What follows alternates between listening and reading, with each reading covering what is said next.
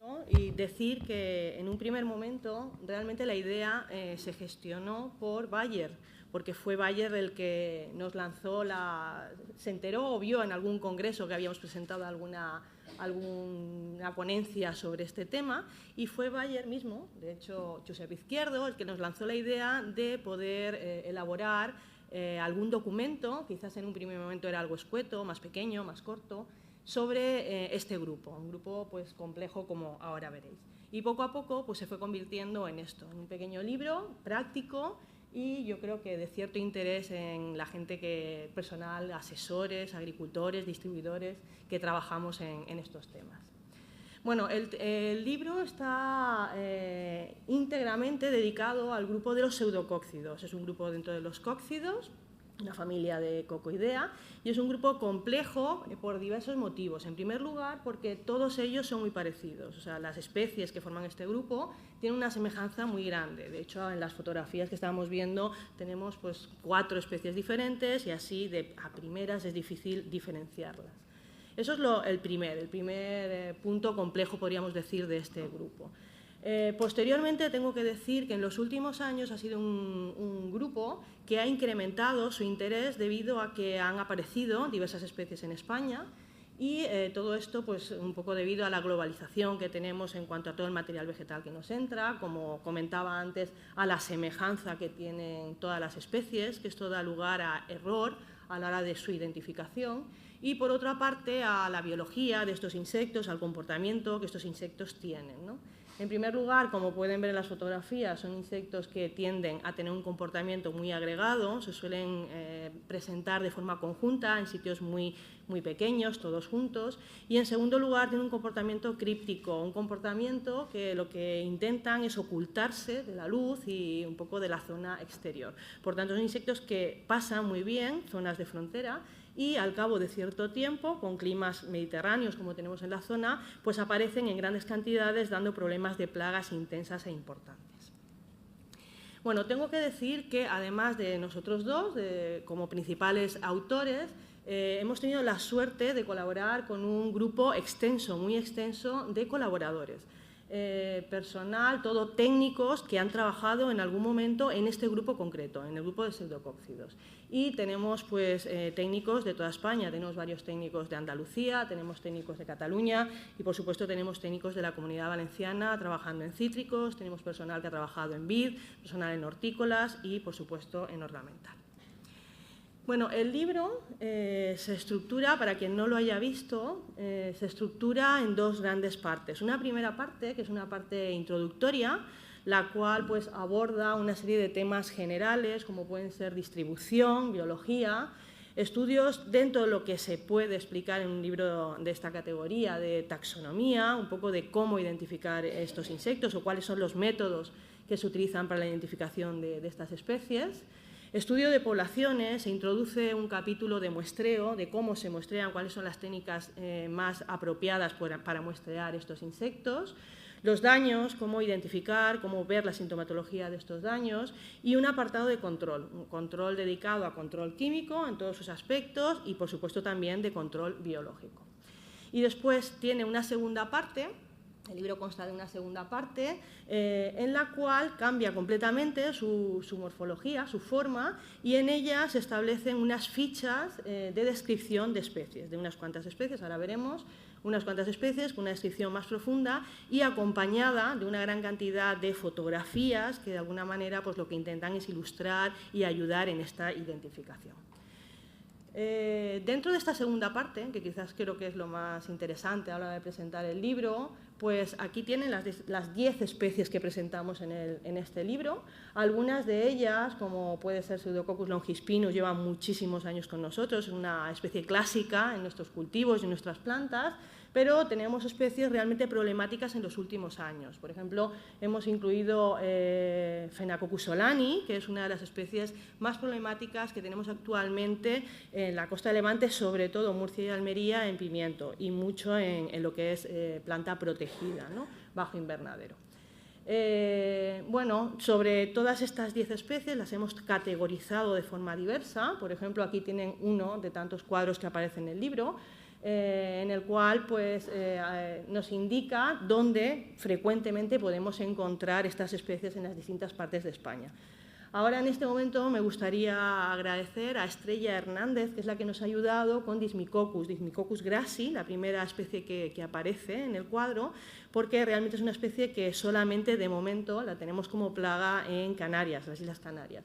Y gracias a esta persona, que es técnico de allí, pues hemos podido incluir la ficha con detalles, yo creo, muy interesantes en todos sus aspectos. Bueno, también otra de las fichas que incluimos, yo creo que de interés para todos, es una ficha de nuevo con las 10 especies, categorizando en este caso los cultivos en los cuales aparecen. Tenemos especies, pues como comentaba antes, no específicas, pero muy frecuentes en cítricos, como es el cotonet de los cítricos, Planococcus citri, pero hablamos también del complejo Planococcus citri y Planococcus ficus en la vid, que también en los últimos años está dando una serie de problemas importantes, ya desde el punto de vista de la identificación y, por supuesto, de su manejo. Y tenemos Phenacoccus solani, como había comentado antes, y después una amplia gama de distribución en plantas ornamentales, como pueden ver, ya que la mayoría de todas estas especies se establecen generalmente muy bien en estas plantas ornamentales.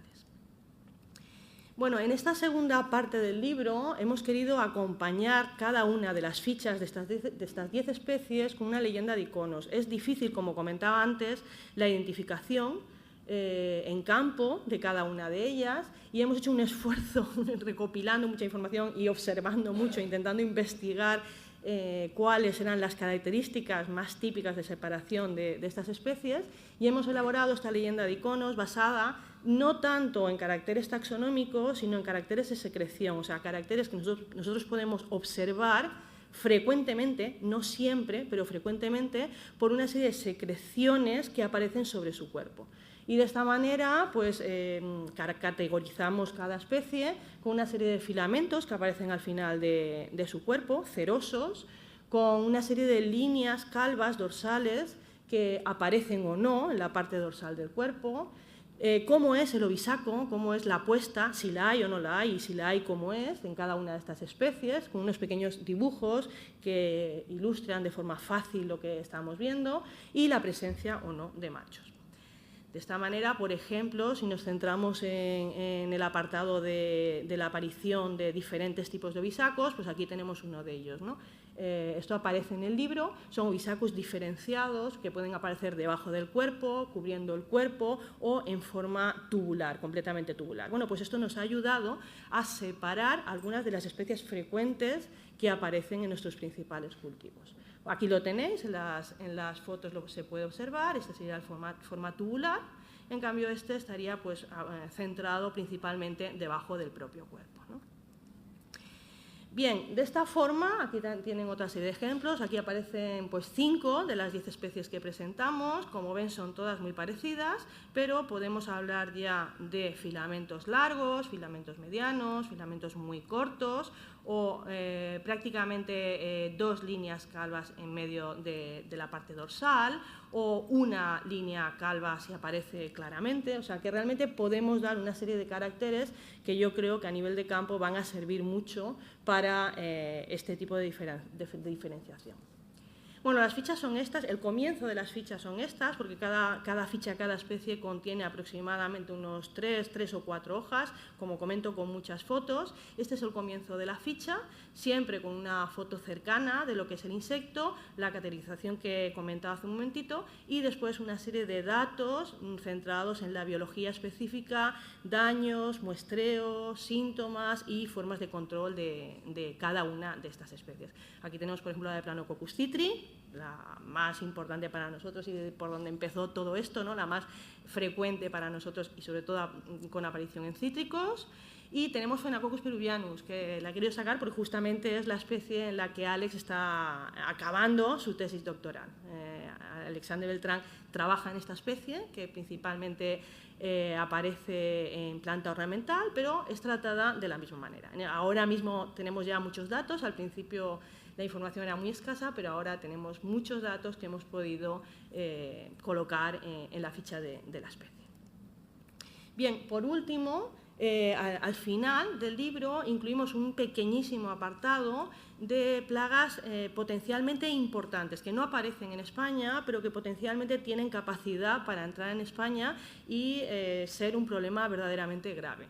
Yo he cogido uno de los ejemplos, que es este, Macroniricoccus hirsutus, que concretamente es una plaga de cuarentena. Aparece en el libro, es una plaga muy polífaga, un pseudocócido muy polífago, y que bueno, es uno de los que actualmente pues, es posible que con el tiempo aparezca. Tenemos que estar un poco pendientes porque, a fin de cuentas, vuelvo a decir, la semejanza entre ellos es mucha y, en cambio, las formas de control muy diferentes debido al diferente comportamiento que tienen, ¿no? Bueno, pues este es un ejemplo de este último apartado del libro.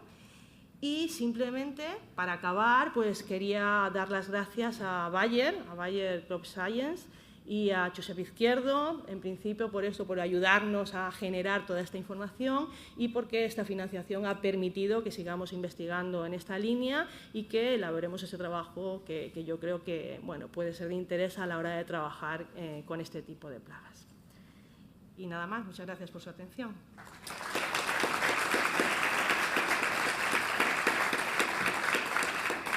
Muchas gracias, María Antonia, buen viaje. Y bueno, dado que es una idea